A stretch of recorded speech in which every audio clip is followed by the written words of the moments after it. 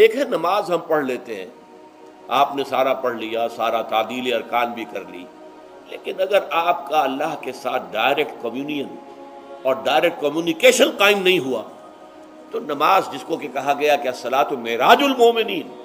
جو قرب حضور کو حاصل ہوا معراج میں، وہ ایک بندہ مومن دنیا میں رہتے ہوئے حاصل کر سکتا ہے نماز میں،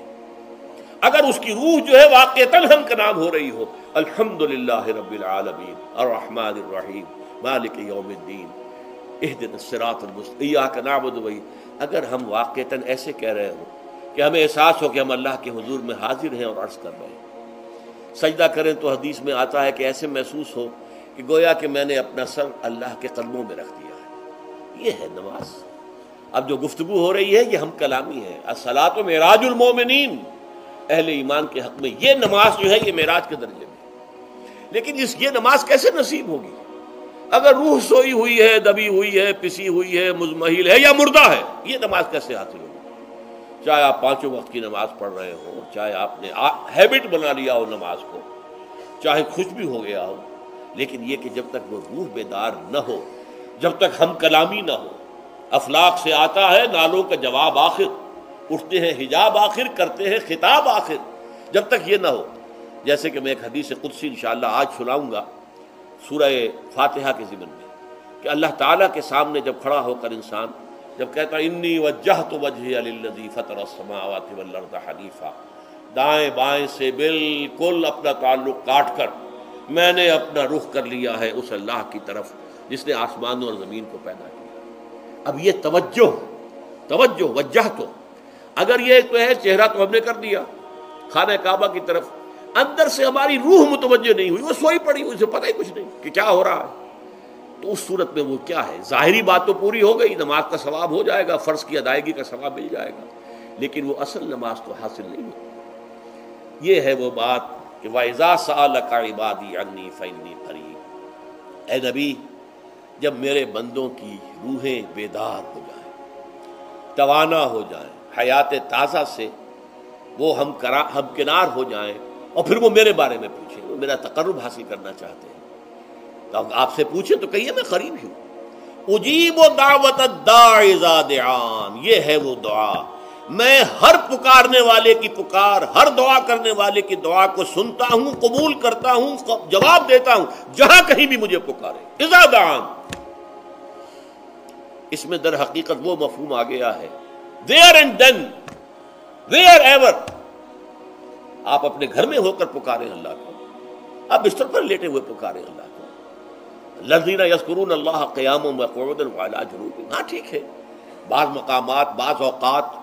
قبول دعا کے لیے زیادہ سازگار ہیں، حرم میں جا کر دعا مانگی جائے، اور منا میں عرفات میں خاص طور پر، جبل رحمت پر خاص طور پر، ملتزم جو ہے کعبے کا اس پر خاص طور پر، وہ ایام بھی ہے خاص، لیکن یہ نہیں ہے کہ بقیہ دنوں میں آپ کے اور اللہ کے درمیان کو بڑا فاصلہ ہے۔ یہ سارا دنیا میں مشرکانہ نظاموں نے تصور پیدا کیا، اللہ تو دور ہے دور ہے دور ہے دور ہے، پاک ہے پاک ہے پاک، تم ناپاک ہو ناپاک ہو ناپاک ہو، اور تم تو بڑی پستی میں پڑے ہو، تم اللہ سے براہ راست ہم کلام نہیں ہو سکتے۔ کوئی درمیانی چاہیے، کوئی لنکس چاہیے، کوئی پجاری ہوگا، کوئی پروہت ہوگا، کوئی پنڈت ہوگا، کوئی پیر ہوگا، کوئی پادری ہوگا، کوئی پوپ ہوگا، اس کے ذریعے سے تم اللہ سے ہم کلام ہو، خود نہیں۔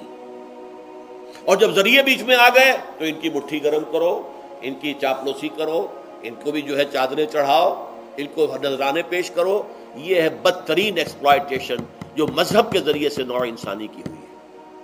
یہ دو ایکسپلائٹیشن دنیا میں ہوئی ہے تاریخ انسانی میں، ایک بادشاہوں کی طرف سے خراج دو ہمیں، محنت تم کرو گے کھیت میں، آدھا حصہ ہمارے پاس آئے گا، ہم عیش کریں گے، ہم سٹینڈنگ آرمیز رکھیں گے تاکہ ذرا تم بغاوت کرو تو تمہارا سر کچل دیا جائے۔ یہ ایکسپلائٹیشن بدترین، مانگنے والا گدا ہے، صدقہ مانگے یا خراج۔ دوسری طرف ہم بادشاہ ہیں، ہم چندر بنسی سورج بنسی خاندان ہیں، ہم راجپوت ہیں، حکومت کرنا ہمارا حق ہے، اور یہ پنڈت پروہت جو ہے وہ بھی کہیں گے کہ ٹھیک ہے نصف لی و نصف لک وہذا قوم جاہلون، یہ عوام جو ہے ان کا خون چوسو، ہمیں یہ نذرانے پیش کریں، بتوں کو آ کے چڑھاوے چڑھائیں اور تمہیں خراج دیں اور ٹیکس دیں۔ they are to be exploited. Exploit ہوگا. اسلام نے آ کر دونوں کا خاتمہ کیا. کوئی ملوکیت نہیں. زکوٰۃ ہے تو غربا کے لیے، بادشاہ کے لیے نہیں ہے. یہ تو غربا کے لیے، لہذا کوئی ٹیکس نہیں. نمبر 2، اللہ سے ہم کلام ہونے کے لیے کسی دربان، کسی جو ہے پہرے دار کی مٹھی گرم کرنے کی ضرورت نہیں. جب چاہو ہم کلام ہو جاؤ. دل کے آئینے میں ہے تصویر یار، جب ذرا گردن جھکائی دیکھ لی. یہ تو تم ہماری طرف متوجہ نہیں ہوتے. ہم تو ہر وقت کہتے ہیں، ہر شب کو آخری لمحات جو ہیں، آخری جو گھنٹے ہیں رات کے، سمائے دنیا تک ہم نزول فرما لیتے ہیں تمہارے لیے. اور پکارنے والا پکارتا ہے، حل من مستغفر فاغفر له،